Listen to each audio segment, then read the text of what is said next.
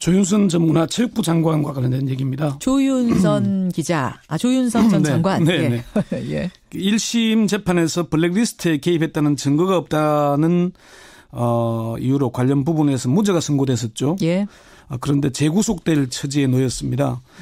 블랙리스트 관련 새로운 증거들이 나오는 데다가 화이트리스트에 관한 정황이 드러나고 있고 정무수석 재직 시에는 국정원 특활비를 매달 500만 원씩 받은 혐의가 새롭게 추가가 되고 있습니다. 그러게요. 조윤선 재구속 임박설이 계속 설설설 돌더라고요. 네, 그렇습니다. 예, 이미 사실은 구속됐다가 석방된 거 아닙니까? 그렇습니다. 이미 박영수 특별검사가 블랙리스트와 관련해서 구속 기소를 했죠. 예. 1심에서 블랙리스트 관련해서는 무죄.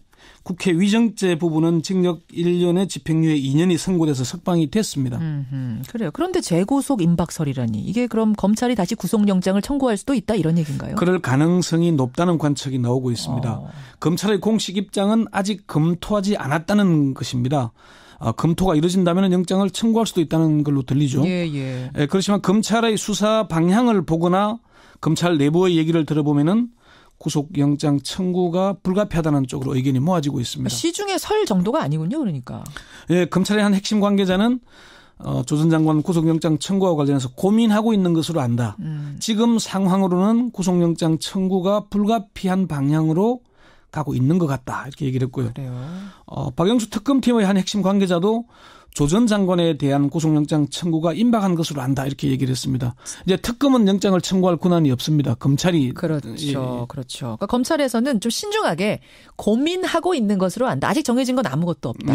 라고 하는데도 확정적인 게 아니라고 얘기하는데도 지금 굉장히 구체적인 설이 도는 이유. 분명 이유가 있을 거예요. 왜입니까? 첫 번째는 돈 문제입니다. 국정원 특활비를 수사하는 과정에서 조윤선 전 장관이 정무수석 시절 국정원으로부터 매달 500만 원씩 이게 이제 11개월 재직했잖아요. 그렇죠. 매달 다 받은 걸로 확인은 된 건 아니고 7개월 동안 3,500만 원을 받은 사실은 일단 확인이 된 걸로 전해지고 있습니다. 그래서 검찰이 아마 조 전 장관 자택 압수수색했죠. 이후에. 두 번째는 화이트리스트 관련 혐의가 구체적으로 드러나고 있기 때문입니다. 그러니까 특활비 상납 의혹에다가 화이트리스트 관련된 의혹까지 구체적으로. 박근혜 정부 청와대가 정경련을 통해서 보수단체에 자금을 지원한 이른바 화이트리스트 의혹과 관련해서 김기춘 대통령 비서실장, 조윤선 전 정무수석 등 청와대 간부들이 범행을 공모했다는 결론을 이미 검찰이 내린 상태입니다. 실무 책임자 격인 허현준 전 청와대 국민소통비서관실 행정관이 구속 기소됐죠. 그렇죠. 그때 그 공소장에 공범으로 이렇게 적시를 하고 있습니다. 여기에 박준우 전 청와대 정무수석이 자신의 후임인 조윤선 수석에게 블랙리스트와 보수단체 지원 화이트리스트 업무에 관해서 업무 인계를 했다고 법정에서 진술을 했습니다. 박 전 수석은 이런 업무가 대통령과 비서실장의 관심 사항이니 정무수석실이 챙겨야 한다는 얘기도 했다 이렇게 확인을 했어요. 자, 특활비, 화이트리스트, 세 번째 또 있습니까? 블랙리스트와 관련해서도 조 전 장관이 관여됐다는 새로운 증거들이 포착이 되고 있습니다. 아니 블랙리스트 관련 업무에 대해서는 1심 재판부가 이미 조윤선 무죄 선고했잖아요. 무죄 선고 이후에 이제 새 정부가 들어서서 청와대 캐비넷을 조사하다가 무더기로 문건들을 국정농단 문건들을 발견했잖아요. 나왔었죠. 그중에 이제 추가로 발견된 문건 중에 블랙리스트 등 국정농단과 관련해서 모두 대통령 비서실장 주재 수석 비서관 회의 자료에 포함이 돼 있었다. 여기에 조윤선 당시 정무수석이 연관된 것으로 보이는 정황이 담겨 있다는 거죠. 그래요. 이런 이유들 때문에 조 전 장관 재구속 임박설이 나오는 겁니다. 그러면 지금 세 가지 정도 얘기해 주셨는데 그중에서도 박준우 전 정무수석의 진술 번복 이 부분이 결정적입니까? 그렇습니다. 1심 재판에서는 조 전 장관에게 유리하게 진술했죠. 그렇죠. 박준 수석. 그러니까 조 전 수석이 설명을 들은 적이 없다면은 제가 그렇게 말하지 않은 것이다. 정확하지 않은 기억을 추정해서 말했다. 이러면서 사실상 조 전 장관의 무죄 선고에 결정적 영향을 미쳤거든요. 그런데 박 전 수석이 1심 재판에서 이렇게 말한 것은 허위 증언이었다라고 다시 번복을 한 거죠. 맞습니다. 이게 이제 뭐 자기 뜻이 아니라 함께 근무했던 다른 수석들의 압박도 받았다는 얘기까지 했고요. 근데 이거는 뭐 이것도 좀 확인이 되는지 어쩐지 모르겠습니다만 조윤선 전 장관은 처음에는 구속 대상 아니었다 이런 얘기도 들리더라고요. 제가 취재하는 과정에서 박영수 특별검사팀에 확인해 보니까 조 전 장관은 처음에는 구속 대상으로 분류되지 않았다고 합니다. 처음이라 하면 어느 수사 초기에. 수사 초기에는. 예. 그런데 수사를 할수록 블랙리스트에 관련된 증거가 계속 밝혀지는 데다가 모르쇠로 일관하면서 부인하는 태도 때문에 구속 대상으로 바뀌었다고 합니다. 아하. 청문회 당시에 그 국민의당 이용주 의원과 조윤선 문체부 장관의 질의응답 잠시 한번 들어보시죠. 의원님. 직원들이 특검에 가서 지금도 블랙리스트 없다고 생각하냐고 물어봤습니다. 의원님 저는 그렇게 생각하지 않습니다. 블랙리스트가 존재하는 거는 맞죠? 지금 특검에서 조사를 하고 있는 그런 조인선 내용이 중에 언론에 조인선 중에 블랙리스트가 이용주 의원이 자그마치 18번 기억나시죠? 오랜만에 다시 들으니까 새롭네요. 예. 그러니까 이게 청문회 과정에서 조윤선 전 장관의 별명이 모르쇠, 앵무새였습니다. 맞아요. 사실 이게 뭐 감정적이라기보다는 국민 여론이 상당히 나빠졌었거든요. 정무수석과 장관을 지낸 사람이 나와서 진술한 태도, 뻔뻔하게 막 모른다, 기억나지 않는다만 걸 한 거 보고 국민 여론이 상당히 나빠졌던 것도 영장 청구 대상으로 분류되는 데 대한 결정적인 자, 항소심 재판 어떻게 진행이 되고 있습니까? 이제 막바지를 향해 가고 있습니다. 일주일에 3차례 재판이 열리고 있는데 아마 20일쯤에는 결심 공판이 열릴 가능성이 높습니다. 올해 안 넘기는군요.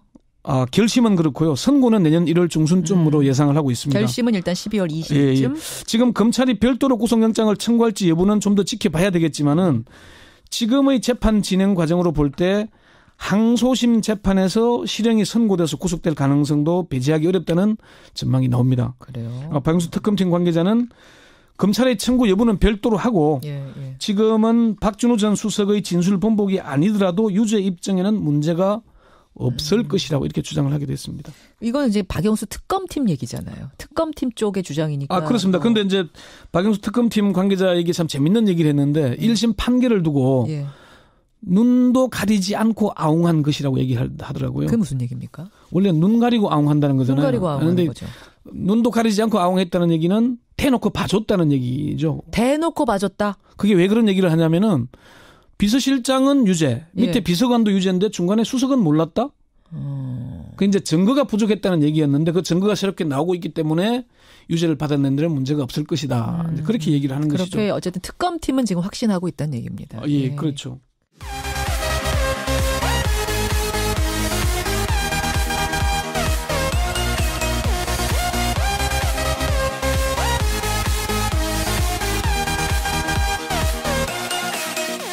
질의응답 잠시 한번 들어보시죠.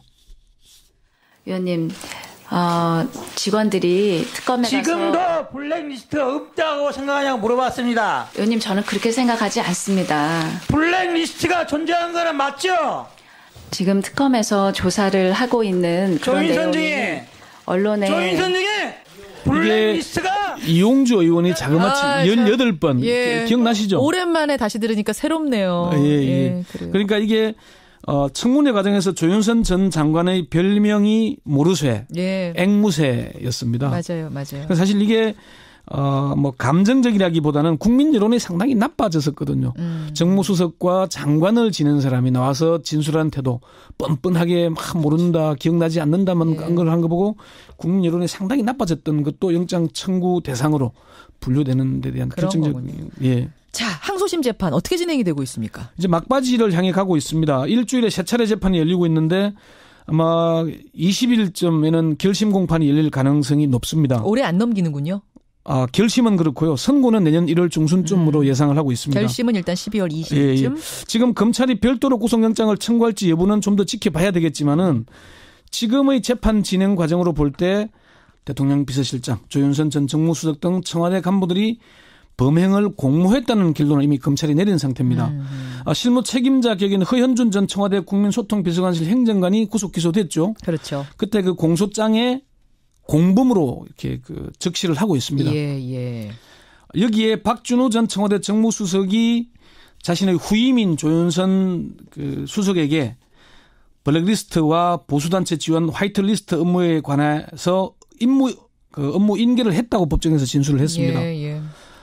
박 전 수석은 이런 업무가 대통령과 비서실장의 관심 사항이니 정무수석실이 챙겨야 한다는 얘기도 했다 이렇게 확인을 했어요. 자, 특활비, 화이트리스트 세 번째 또 있습니까? 블랙리스트와 관련해서도 조 전 장관이 관여됐다는 새로운 증거들이 포착이 되고 있습니다. 아니 블랙리스트 관련 업무에 대해서는 1심 재판부가 이미 조윤선 무죄 선고했잖아요. 무죄 선고 이후에 이제 새 정부가 들어서서 청와대 캐비넷을 조사하다가 무더기로 문건들을 국정농단 문건들을 발견했잖아요. 나왔었죠. 그 중에 이제 추가로 발견된 문건 중에 블랙리스트 등 국정농단과 관련해서 모두 대통령 비서실장 주재 수석 비서관 회의 자료에 포함이 돼 있었다.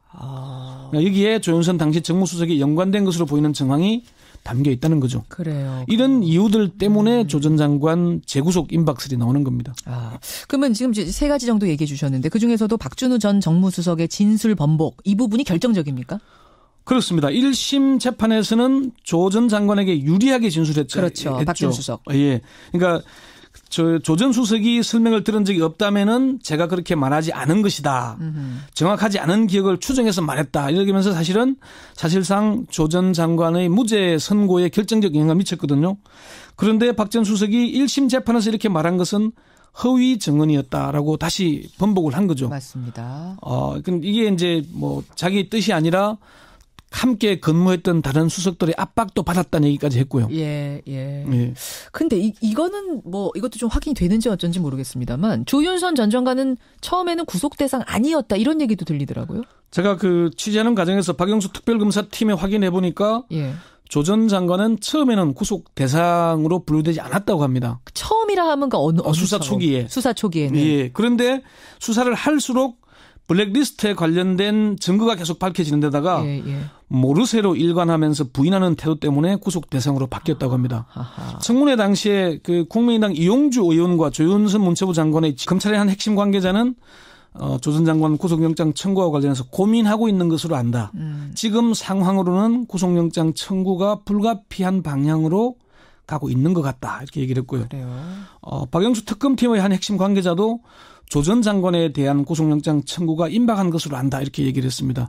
이제 특검은 영장을 청구할 권한이 없습니다. 검찰이. 그렇죠. 그러니까 검찰에서는 좀 신중하게 고민하고 있는 것으로 안다. 아직 정해진 건 아무것도 없다. 라고 하는데도 확정적인 게 아니라고 얘기하는데도 지금 굉장히 구체적인 설이 도는 이유. 분명 이유가 있을 거예요. 왜입니까? 첫 번째는 돈 문제입니다. 국정원 특활비를 수사하는 과정에서 조윤선 전 장관이 정무수석 시절 국정원으로부터 매달 500만 원씩 이게 이제 11개월 재직했잖아요. 그렇죠. 매달 다 받은 걸로 확인은 된 건 아니고 7개월 동안 3,500만 원을 받은 사실은 일단 확인이 된 걸로 전해지고 있습니다. 그래서 검찰이 아마 조 전 장관 자택 압수수색했죠. 이후에. 두 번째는 화이트리스트 관련 혐의가 구체적으로 드러나고 있기 때문입니다. 그러니까 특활비 상납 의혹에다가 화이트리스트 관련된 의혹까지 구체적으로. 박근혜 정부 청와대가 정경련을 통해서 보수단체에 자금을 지원한 이른바 화이트리스트 의혹과 관련해서 김기춘 조윤선 전 문화체육부 장관과 관련된 얘기입니다. 조윤선 기자, 조윤선 전 장관. 네. 1심 재판에서 블랙리스트에 개입했다는 증거가 없다는 이유로 관련 부분에서 무죄가 선고됐었죠. 그런데 재구속될 처지에 놓였습니다. 블랙리스트 관련 새로운 증거들이 나오는 데다가 화이트리스트에 관한 정황이 드러나고 있고 정무수석 재직 시에는 국정원 특활비를 매달 500만 원씩 받은 혐의가 새롭게 추가가 되고 있습니다. 그러게요. 조윤선 재구속 임박설이 계속 설설설 돌더라고요. 네, 그렇습니다. 이미 사실은 구속됐다가 석방된 거 아닙니까? 그렇습니다. 이미 박영수 특별검사가 블랙리스트와 관련해서 구속 기소를 했죠. 1심에서 블랙리스트 관련해서는 무죄. 국회 위정죄 부분은 징역 1년에 집행유예 2년이 선고돼서 석방이 됐습니다.